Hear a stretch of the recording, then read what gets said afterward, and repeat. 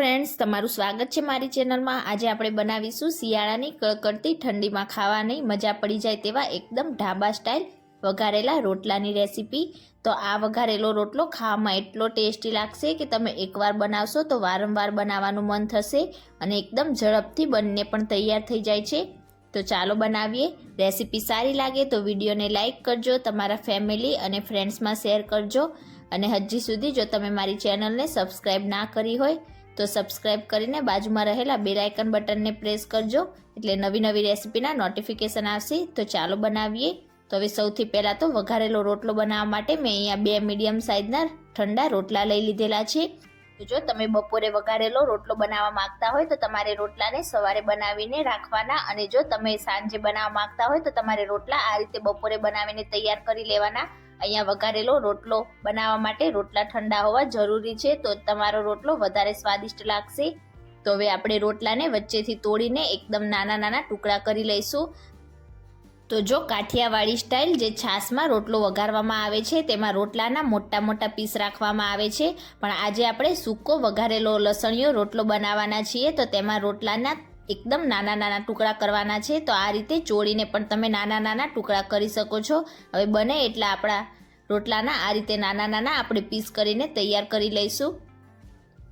તો ઘરે એકદમ સરસ રીતે ફૂલેલો અને એકદમ પરફેક્ટ રોટલો કઈ રીતે બનાવવો તેની રેસીપી મેં તમારી સાથે મારી ચેનલ ઉપર શેર કરેલી છે। લિંક તમને ડિસ્ક્રિપ્શન બોક્સમાં આપી દીધેલી છે તો તમે ત્યાંથી પરફેક્ટ રોટલા બનાવવાની રેસીપી જોઈ શકો છો। તો અહીંયા તમે જોઈ શકો છો મેં બિલકુલ આ જ રીતે બંને રોટલાના નાના નાના પીસ કરીને તૈયાર કરી લીધા છે। બિલકુલ આ જ રીતે તમારે રોટલાના નાના નાના પીસ કરવાના છે। જો તમે બહુ મોટા પીસ કરશો તો વઘારેલો રોટલો ખાવામાં સ્વાદિષ્ટ નહીં લાગે। હવે આપણે એક ખાયણી લઈશું અને તેમાં 3 થી 4 જેટલા લીલા મરચાં ઉમેરીશું। તો આ વઘારેલો રોટલો થોડો સ્પાઇસી હોય તો ખાવામાં વધારે ટેસ્ટી લાગે એટલે મરચાંનું પ્રમાણ તમારે થોડુંક વધારે રાખવાનું। હવે અડધા કપ જેટલા લીલા લસણનો આપણે ઉપરનો ભાગ આ રીતે કટ કરીને ઉમેરીશું અને હવે લસણ અને મરચાંને આપણે બંનેને એકદમ સારી રીતે વાટી લઈશું। તે લસણ અને મરચાં બંનેને વાટીને આપણે તેની પેસ્ટ બનાવીને વઘારેલા રોટલા બનાવવામાં ઉપયોગ કરીશું એટલે રોટલામાં તેનો સ્વાદ એકદમ સરસ લાગશે। તો અહીંયા તમે જોઈ શકો છો હવે બિલકુલ આ જ રીતે લસણ અને મરચાં બંનેને વાટીને તૈયાર કરી લીધા છે। હવે આપણે રોટલો વઘારીશું તો તેના માટે ગેસ ઉપર એક પેન રાખીશું અને તેમાં 3 થી 4 ટેબલ સ્પૂન જેટલું તેલ ઉમેરીશું।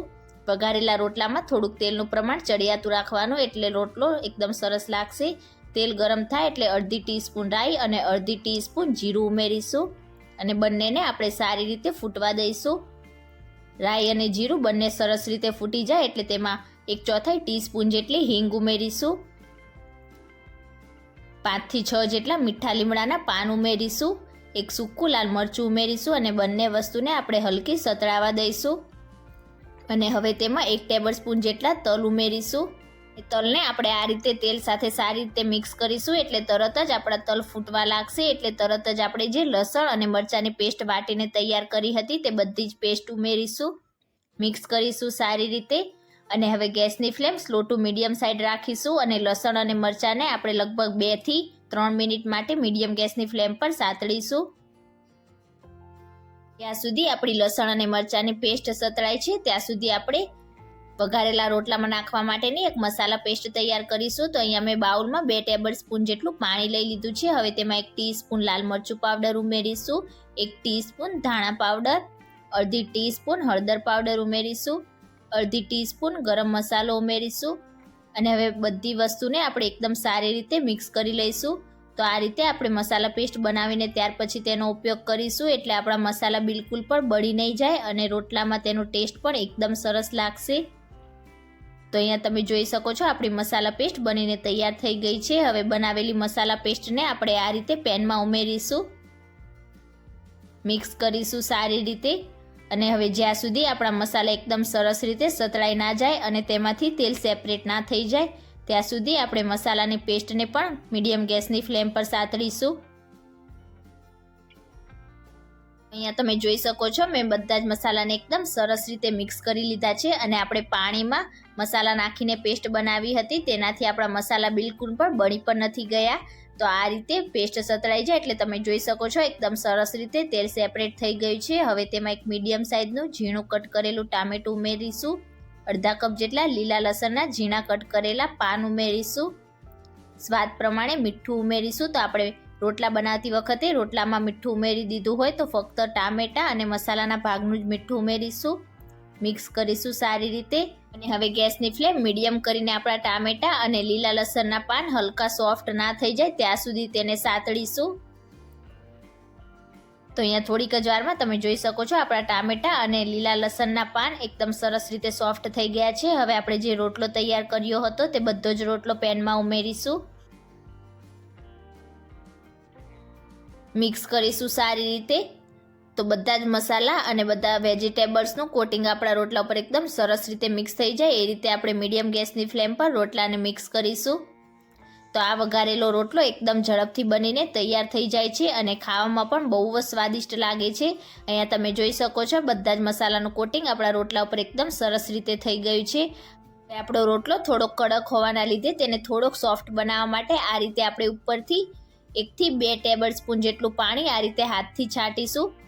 તેનાથી આપણો રોટલો હલકો એવો સોફ્ટ થશે અને ખાવામાં બહુ સ્વાદિષ્ટ લાગશે. મિક્સ કરીશું સારી રીતે. તો અહીંયા તમારે વધારે પડતા પાણીનો ઉપયોગ બિલકુલ નથી કરવાનો, એ વાતનું ખાસ ધ્યાન રાખવાનું છે. ફક્ત 1 થી 2 ચમચી જેટલા જ પાણીનો આપણે ઉપયોગ રોટલાને સોફ્ટ કરવા માટે કરીશું. તો આ રીતે મિક્સ થઈ જાય એટલે હવે ઢાંકીને આપણે તેને 3 થી 5 મિનિટ માટે કૂક કરીશું. એટલે આપણે જે કંઈ મસાલા ઉમેરેલા છે તેની બધી જ ફ્લેવર આપણા રોટલામાં એકદમ સરસ રીતે આવી જશે. હવે રોટલાને લગભગ કૂક થતાં 4 થી 5 મિનિટ જેવો સમય થઈ ગયો છે. તો ઢાંકણ હટાવીને આપણે એકવાર રોટલાને સારી રીતે મિક્સ કરીશું. તો અહીંયા તમે જોઈ શકો છો એકદમ પરફેક્ટ રીતે આપણો રોટલો કૂક થઈ ગયો છે. હવે ઉપરથી આપણે ઝીણા કટ કરેલા લીલા ધાણા ઉમેરીશું. આ રીતે ઉપરથી થોડાક ઝીણા કટ કરેલા લીલા ધાણા ઉમેરવાથી રોટલામાં તેનો ટેસ્ટ એકદમ સરસ લાગશે. હવે ગેસની ફ્લેમ આપણે તરત જ ઓફ કરી દઈશું અને રોટલાને એકદમ સરસ રીતે મિક્સ કરીશું. તો અહીંયા તમે જોઈ શકો છો જોતાં જ ખાવાનું મન થઈ જાય તેવો આપણો એકદમ સરસ લસણીયો વઘારેલો રોટલો બનીને તૈયાર થઈ ગયો છે. તો હવે રોટલાને આપણે સર્વ કરીશું. તો તમે ક્યારે આ રીતે એકદમ ઝડપથી બની જાય તેવો વઘારેલો રોટલો ના બનાવ્યો હોય તો એકવાર આ રેસીપી જરૂરથી ટ્રાય કરજો. એકદમ ઝડપથી બની પણ જાય છે અને ખાવામાં બહુ ટેસ્ટી એવો લાગે છે. આ વઘારેલા રોટલાને તમે છાશ સાથે કે પછી ગરમા ગરમ ચા સાથે સર્વ કરી શકો છો. તો આજની મારી રેસીપી તમને કેવી લાગી મને કમેન્ટ કરીને ચોક્કસથી જણાવજો. અને જો રેસીપી સારી લાગી હોય તો વિડીયોને લાઇક કરજો, વધારેમાં વધારે શેર કરજો અને ચેનલને સબસ્ક્રાઈબ કરીને બાજુમાં રહેલા બેલ આઇકન બટનને પ્રેસ કરજો એટલે નવી રેસીપીના નોટિફિકેશન આવશે. Thank you for watching.